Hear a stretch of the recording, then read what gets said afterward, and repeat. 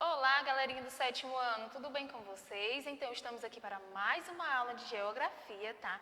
E hoje eu vim passar uma revisãozinha para vocês, tá bom? Então, eu espero que vocês peguem o livro de vocês aí na unidade 4, tá? E vamos aí para mais uma revisão, tá bom? Trouxe um slide aqui para vocês, tá certo? Sobre o espaço urbano brasileiro, capítulo 1, processo de urbanização, tá? Uma revisãozinha aí para vocês, gente, do sétimo ano, que vamos falar um pouco sobre a ocupação, formação e organização das cidades, né? Sabemos aí que a ocupação do território brasileiro, até hoje identificado como Brasil, foi iniciada pelo litoral, deixando como característica a maior concentração populacional nessa área.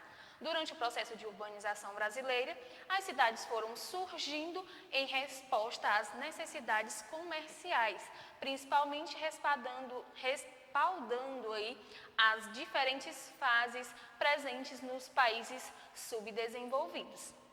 Então aí, né, temos essa imagem aí de Salvador, Bahia, né, no ano de 1875, onde começou o nosso Brasil, né, há quase 400 anos aí, depois da chegada dos portugueses, que percebemos aí a formação desses primeiros assentamentos que se transformaram nessas primeiras cidades, né.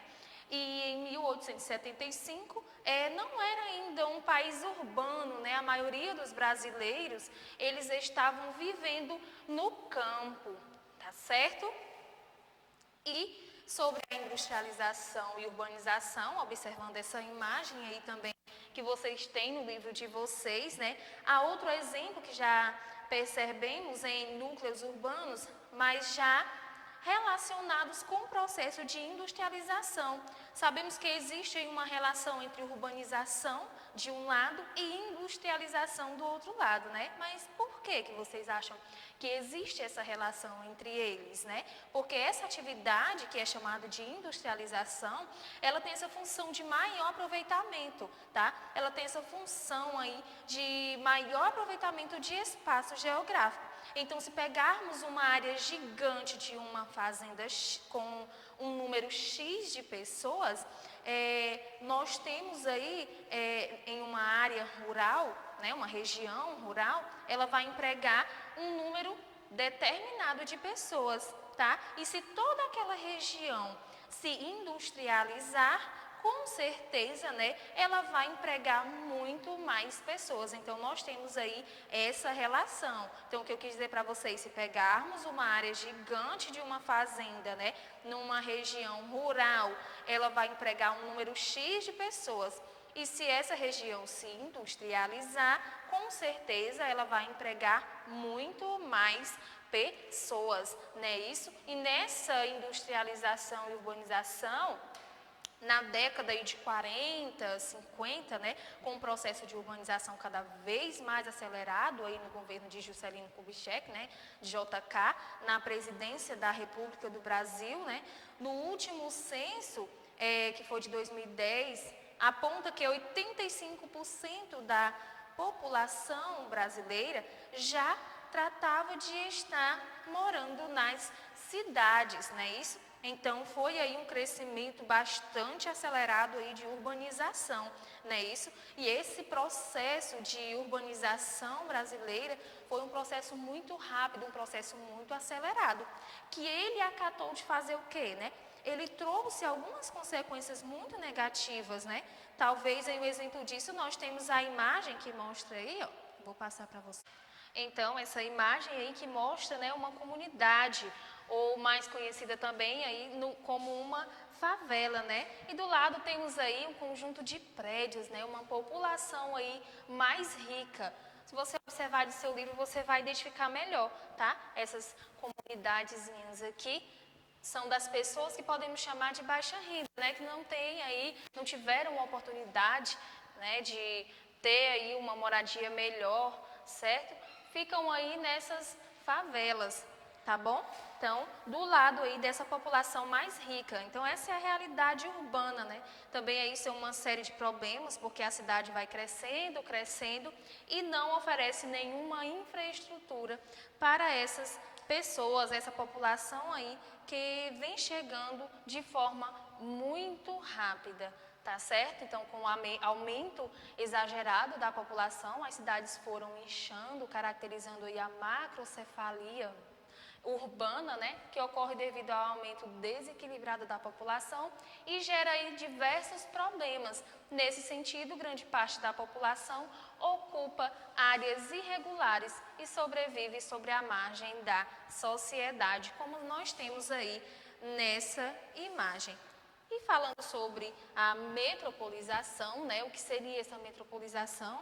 Né, o processo de metropolização ocorre quando o processo de urbanização se intensifica, contribuindo para o crescimento das cidades, que se encontram com suas vizinhas, formando uma expressiva mancha urbana, como nós temos aí no exemplo.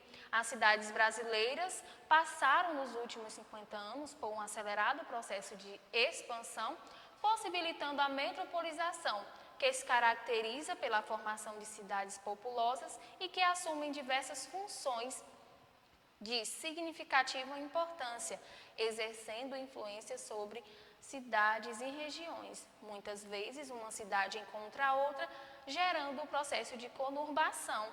Portanto, quando ocorre esse crescimento horizontal, surge uma metrópole, isso é, uma grande cidade que possui os melhores equipamentos financeiros de prestação de serviço, como saúde, educação, principalmente, e do setor industrial, e que agrega ao seu redor cidades menores, as quais, embora pertençam a outros municípios, mas são dependentes economicamente e funcionalmente da metrópole, não é isso? E temos aí rede e hierarquia urbana, tá? O processo de urbanização contribui para a formação de regiões metropolitanas e, consequentemente, o estabelecimento da rede e hierarquia urbana. Então, vamos entender o que são essas redes urbanas. Caracteriza-se por um conjunto de cidades que estabelecem relações economicamente, sociais e políticas entre si. Tá? À medida que as cidades vão crescendo, vão se interligando por meio de redes, olha só, por meio de redes de transportes, de comunicação, e assim as cidades maiores, como as metrópoles, exercem influência sobre as cidades menores e médias, que por sua vez influenciam a outras cidades menores. Tá? Temos o exemplo da cidade de São Paulo, que ela exerce uma influência no território brasileiro, né? Já outras metrópoles possuem áreas de influência menor. Essa influência de uma cidade sobre outras caracteriza a hierarquia urbana, tá? A classificação de hierarquia das cidades brasileiras, feita pelo IBGE, utilizando aí os seguintes critérios: rede viária convergente, fluxo de passageiros e de bens e serviços, e a partir desses estudos foi possível identificar uma hierarquia de importância entre os centros urbanos brasileiros. E agora vamos falar um pouco, como já havíamos falado também antes, sobre as questões socioambientais, né? Com esse processo aí de urbanização que vem aí crescendo aceleradamente, trazendo aí consequências para a população, né? Isso, que esse processo de urbanização sempre desencadeia consequências tanto positivas quanto negativas. Mas quando o crescimento ocorre de forma rápida e sem planejamento, as consequências negativas se fazem presente tanto no ambiente quanto nas questões socioeconômicas. A falta de moradia e de serviços públicos básicos como postos de saúde, hospitais, escolas, saneamentos básicos e transportes são exemplos de problemas relacionados ao crescimento rápido das cidades. Isso ocorre devido ao fato de que as cidades crescem e expandem os limites urbanos, fazendo com que a parcela da população de baixa renda ocupe a periferia, pois os terrenos, as casas e o valor dos aluguéis são mais baixos. Geralmente, as periferias não possuem o saneamento básico nem serviços públicos urbanos. Vocês observando aí a imagem, nós temos aí, que é uma imagem como essa, ela é muito comum, né?